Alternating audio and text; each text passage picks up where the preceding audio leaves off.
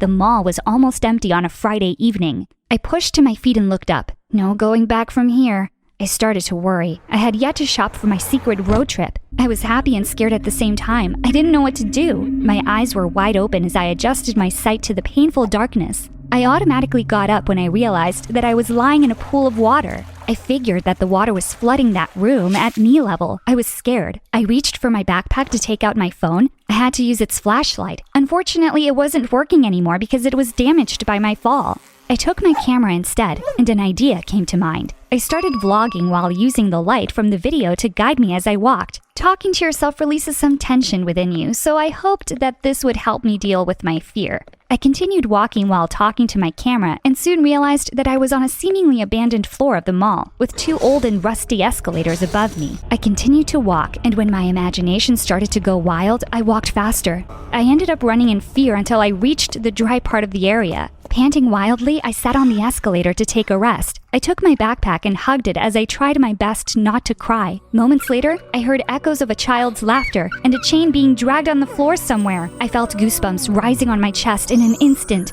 Hello? I put my camera in front of me, but I didn't see anything. Look guys, I think I've got company, I whispered to my vlog. The child was like mumbling something and his voice became louder and clearer whenever I talked more. It might be the boy who I saw earlier, so I decided to follow the voice. I stopped when I saw a small figure standing ahead.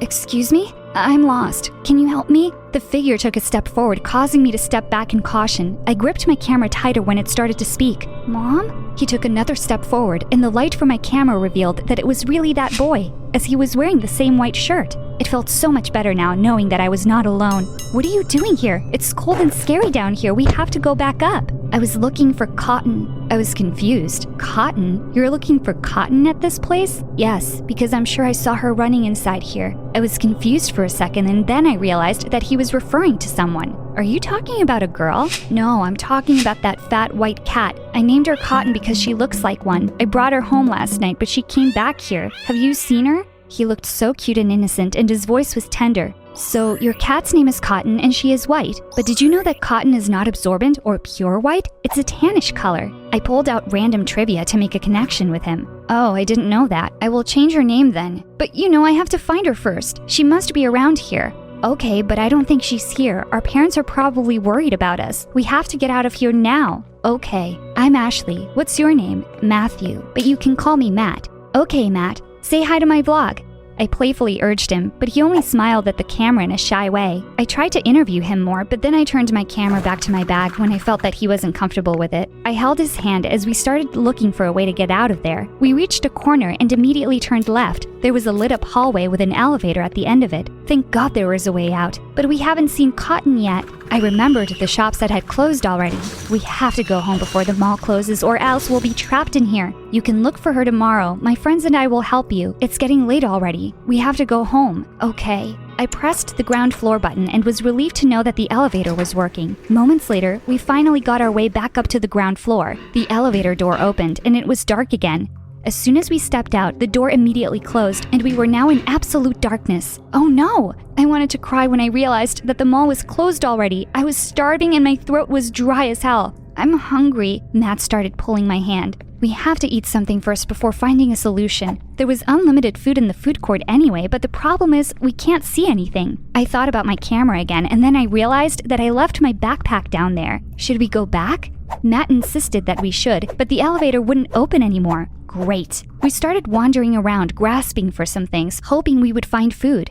But instead, we grabbed some weird and unexpected stuff. I had mistaken a feather duster as a giant hedgehog and a belt as an anaconda. We also hoped that there were guards or store managers roaming around for some random inspection, but we were out of luck. Okay, Matt, I think we'd better sleep and wait until the mall opens again in the morning. Luckily, we found a couch nearby where we could sleep in comfort. I tried to sleep that night, but I couldn't. My stomach hurt from starving, and the darkness was bothering me. I was also thinking about my parents and friends. They might all be worried about me right now. No one knew that I went to the mall. If Matt wasn't here, I might have broken down in fear already. Morning came, and finally, I could see everything. Matt was still sleeping, so I woke him up to eat. We headed to the toilet first and ate in the food court. He wanted to eat a burger, so I recooked a stored supply for him. Ow! Matt screamed as he excitedly bit on the burger. I think I burned my tongue. Being responsible and taking care of Matt made me distracted and entertained instead of being anxious and paranoid. Several hours had passed, and the mall hadn't opened yet.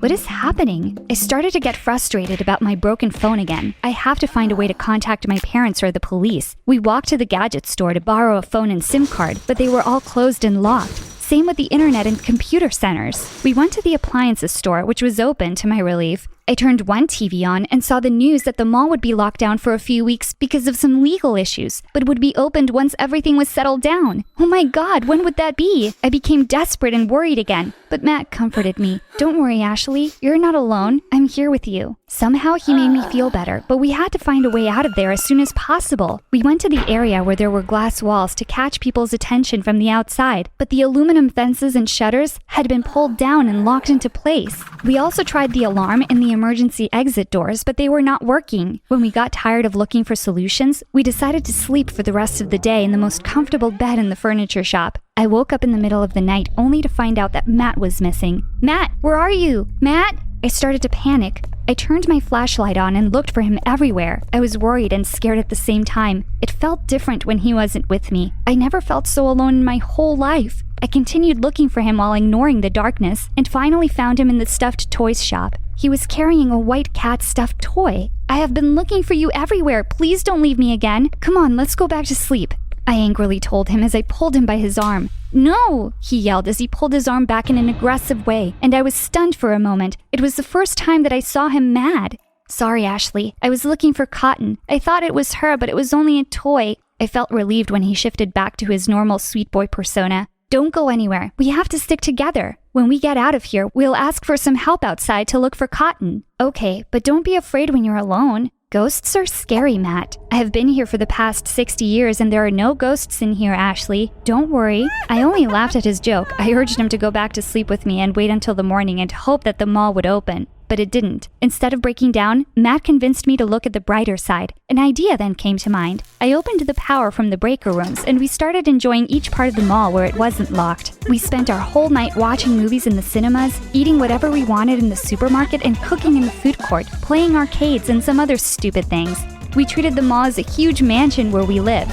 After putting some makeup on in the makeup store, I also tried to put some on Matt, but he didn't like it because he thought it felt sticky on his face. But I insisted. I then gave him a mirror so he could see my masterpiece. I couldn't stop laughing when I saw the look on his face. He looked horrified in an adorable way. Please don't do this again, Ashley. I'll think about it, I smirked. I then went to the department store to try on some clothes. The mannequins there looked so beautiful and real. I took off the clothes of a male one to check the inside. They really looked so close to a human body. I was running my hand on its muscular chest, admiring it when Matt suddenly appeared behind me. What are you doing, Ashley? He innocently asked. I was just checking the quality of the wood that they used to make this. I swear I thought my face turned into a tomato. I was blushing hard with shame. Matt had been convincing me to go back to the basement to find Cotton, but I refused. I don't want to go back down there. Later that night, I put Matt to sleep first and made sure he was comfortable. While I was putting a blanket over him, I noticed a deep scar around his left ankle. I wondered what happened to it. He had fallen asleep already, so I would just ask him about it tomorrow.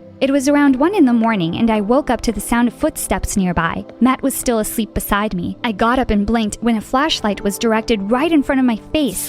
Finally, a security guard. Who are you and why are you here? He asked. Thank God you're here, sir. We have been trapped here for 2 days already. Wait a minute. It's you, the missing girl, he shouted when he saw my face. Then he called the cops, and after just a few minutes, police patrol, the media people, and my parents arrived at the mall. My mom and dad were crying as they hugged me. The cops and media started interviewing me about how I got trapped at the mall. I told them everything that happened, but they seemed to be ignoring Matt. So what are you going to do with the boy? I asked the cops, but they only exchanged weird looks. Can you come with me? I asked again, but they were exchanging questioning looks, including my parents. Come on, Matt, come with me, we'll take you home. Matt smiled and rushed toward me to hold my hand. He told me he wanted to have a moment with me, and so I asked everyone to leave us for a while. Leave you with who? Mom asked, as if she couldn't see Matthew. With Matt. You didn't tell us that you had a boyfriend already. No, he's not my boyfriend. Can't you see that he's a young boy? Her entrapment in the mall might have affected her mental state. We have to bring her to the therapist. She might have suffered trauma, my dad whispered to my mom. But I heard it. Dad, I'm not crazy. It was only for 2 days and I enjoyed it anyway. I mean, who wouldn't be happy being trapped in a mall? Everything was free. They kept ignoring everything about Matt.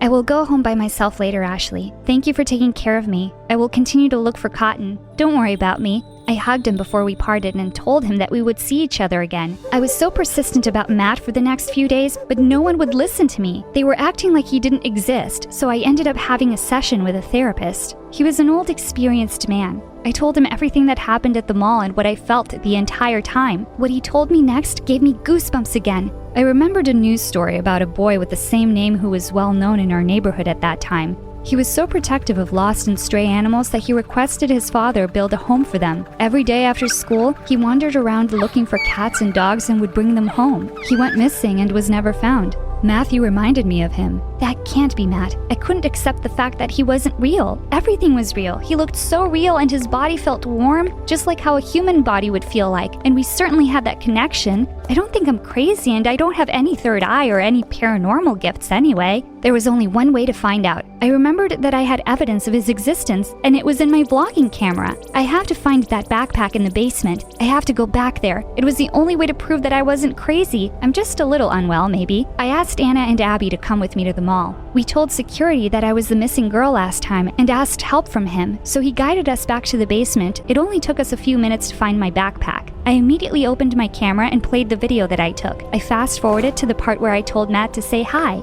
I was shocked to see that I was the only one in the video, and there were no signs of Matthew anywhere. I kept replaying it, but I looked like I was talking to an invisible person. I started to cry when I realized the truth. The boy who kept me sane when I got trapped at the mall,